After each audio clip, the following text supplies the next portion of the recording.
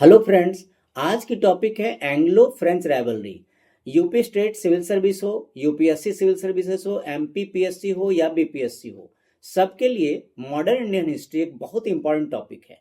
तो सबसे पहले हम लोग आज बैकग्राउंडर डिस्कस करेंगे, क्योंकि लोग यूजुअली क्या करते हैं, मॉडर्न इंडियन हिस्ट्री जब पढ़ते हैं तो सीधे कार्नाटिक वॉर्स में जंप कर जाते हैं। लेकिन नहीं, इसके पहले आपको क्या करना है, आपको बैकग्राउंड तैयार करना है एक एंग्लो फ्रेंच राइवलरी की। तो क्या आपने सोचा है कि दो यूरोपियन नेशंस, ब्रिटेन और फ्रांस, अपने अपने कंट्रीज से 7,500 किलोमीटर दूर इंडिया के कोस्ट पर एक दूसरे से क्यों लड़ रहे थे? तो ये राइवलरी सिर्फ जमीन के लिए नहीं थी, बल्कि ग्लोबल डोमिनेंस के लिए थी। कोर डिफरेंस था कंपनी के स्ट्रक्चर में। तो यूपीएससी सिविल सर्विसेज में जब हम ग्लोबल राइवलरी की बात करते हैं एंग्लो फ्रेंच की, तो उसमें एक चीज ये होता है कि कुछ क्वेश्चंस स्टेटमेंट बेस्ड आते हैं, जिसमें उनकी कंपनी के स्ट्रक्चर के बारे में काफी जानकारी पूछी जाती है। तो सबसे पहले थोड़ी सी हम लोग डिस्कस कर लेते हैं कंपनी के स्ट्रक्चर के बारे में। तो देखिए, जो ब्रिटिश ईस्ट इंडिया कंपनी थी उसका नेचर था प्राइवेट इंटरप्राइज थी, शेयर होल्डर ड्रिवन था। और जो आपकी फ्रेंच कंपनी थी वो स्टेट ओन्ड थी, किंग लुइस 14 उसकी पूरी तरह कंट्रोल करते थे, उनके ऑर्डर पर ही ये कंपनी चलती थी। अब डिसीजन मेकिंग की बात अगर करें तो जो ब्रिटिश ईस्ट इंडिया कंपनी थी उसकी डिसीजन मेकिंग बहुत फास्ट थी और इंडिपेंडेंट होती थी, जबकि French east India company CIO की डिसीजन थोड़ी स्लो थी। हर चीज के लिए पेरिस से परमिशन लेना पड़ता था, किंग से परमिशन लेना पड़ता था। फंडिंग की जहां तक बात करें तो प्रॉफिट्स और री इन्वेस्टमेंट से ये कंपनी चलती थी। ब्रिटिश इंडिया कंपनी जो थी एक बिजनेस की तरह चलती थी, जबकि फ्रेंच कंपनी एक सरकारी डिपार्टमेंट की तरह। इसका इम्पैक्ट उनकी इफिशियंसी पर काफी ज्यादा पड़ा। अब ज्योग्राफिकल और जियो पॉलिटिकल कॉन्टेक्स्ट को देखिए। ग्लोबल राइवलरी का एक बहुत बड़ा कारण था ज्योग्राफिकल और जियो political context. Point number 1, global ambitions.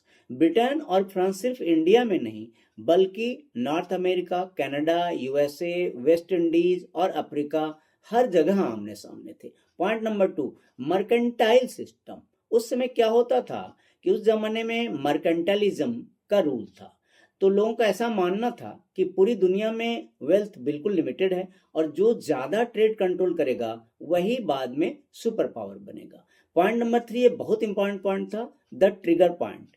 Europe में जब भी इनके बीच, यानी कि ब्रिटेन और फ्रांस के बीच जब भी कभी वॉर शुरू होती थी, जैसे ऑस्ट्रियन वॉर ऑफ सक्सेशन, तो क्या होता था, उसका असर तुरंत इंडिया के ट्रेडिंग पोस्ट पर भी दिखता था।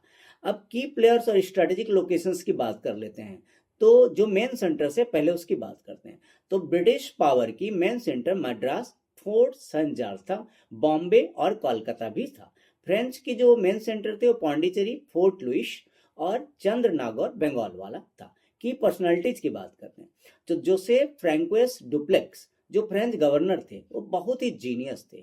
सबसे पहले उन्होंने ऐसा सोचा था कि इंडियन किंग्स की आपसी लड़ाई में इंटरफेयर करते रहो और पपेट रूलर्स उनको बनाते रहो। रॉबर्ट क्लाइव जो इंग्लिश थे, वो ब्रिटेन से जो आए थे और उन्होंने बाद में ब्रिटिश किंगडम को आगे बढ़ाया, वो सिर्फ एक क्लर्क के रूप में आए थे। लेकिन क्या उनकी स्ट्रैटेजी थी अपने लिए, इंडिया के लिए तो बहुत ही खराब थी, अपने लिए उनकी क्या स्ट्रैटेजी थी? उनकी स्ट्रैटेजी से पूरे भारत में, पूरी इंडिया में ब्रिटिश एम्पायर की बिल्कुल सॉलिड फाउंडेशन ही तैयार हो गई। अब हम बात करते हैं कि डिक्लाइन ऑफ मुगल्स से कैसे रिलेटेड था। जैसे ही मुगल्स की डिक्लाइन हुई तो एक तरह से वैक्यूम क्रिएट हो गया इंडिया में। ये राइवलरी तब शुरू होती है, यानी I mean Anglo French rivalry जो इंडिया में शुरू हुई वो तब शुरू होती है जब सेंट्रल पावर कमजोर हो रहा था। 1707 में 1707 में औरंगजेब की डेथ हो गई, और जब औरंगजेब की डेथ हो गई तो मुगल एम्पायर बिल्कुल डिसइंटीग्रेट हो गया और फ्रेगमेंट्स होने लगे, छोटे छोटे टुकड़े होने लगे।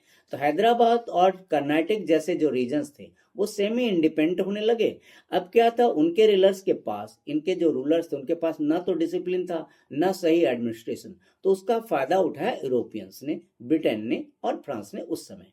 और अब क्या हुआ कि अगर हम ध्यान दें तो क्या होता है कि तैयारी तो पहले से थी, सिर्फ इनकी चिंगारी की जरूरत थी। अब क्विक रिवीजन पॉइंट्स अगर हम डिस्कस करें तो कंपनी की नेचर कैसे थी? कंपनी की नेचर पहले इंग्लिश कंपनी, वो प्राइवेट थी, स्टेट ओन थी फ्रेंच कंपनी। ट्रेड की आइटम्स क्या थी? टेक्सटाइल, इंडिगो, सॉल्ट पिटर, स्पाइसेस, ये सब थे।